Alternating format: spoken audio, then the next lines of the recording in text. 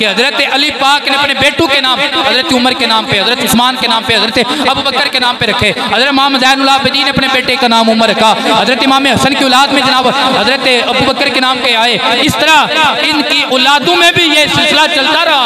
किसी ने पूछा या हजरत पहला बेटा पैदा हुआ अबू बकर रखा, दूसरा बेटा पैदा हुआ या अली उमर रखा, तीसरा पैदा हुआ या अली उस्मान रखा, वजह क्या है? ये बिहारुल अनवार में भी बात है। फरमाया इसलिए रख रहा हूँ ताकि ज़माने वालों को पता चल जाए कि अली अबू बकर उमर उस्मान से प्यार करता है।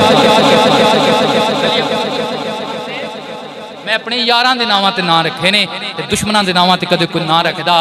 ये बातें समझने वाली हैं, ये कोई नुक्ताचीनी नहीं है, ये सुलझाने वाली बातें हैं। तो ऐसे मौके के ऊपर कीचड़ उछालना या अवाम के जज्बात से खेलना, उन्हें इश्तियाल दिलवाना और तरह तरह की ये खुराफात पैदा करना, मेरे भाइयों इससे उम्मत में फितना है।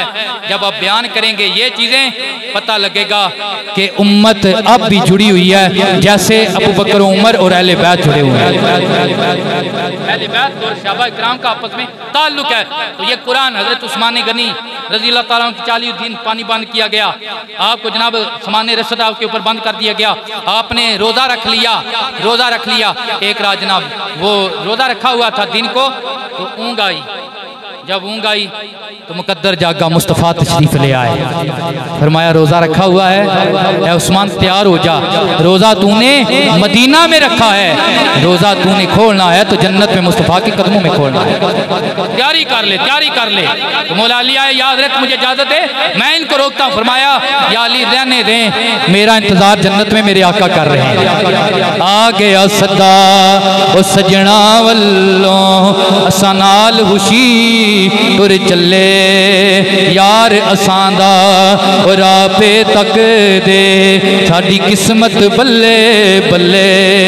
आ गई रात विसाल दी नेड़े साडे हो गए बहुत सवले। ओए आज़म सजना की होया रोवण केड़ी गले।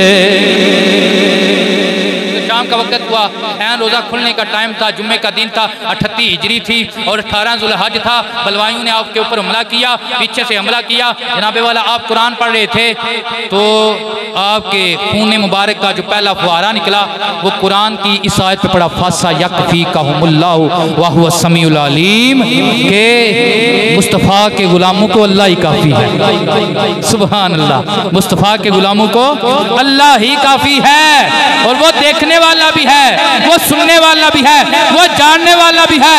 वो जानता है उस्मान नाल प्यार किने कीता है, वो जानता है उस्मान दा पहरा किने दिता है, वो ये भी जानता है उस्मान नू कत्ल किने कीता है, उस्मान दा पहरा किने दिता है, उस्मान नू कत्ल किने कीता है।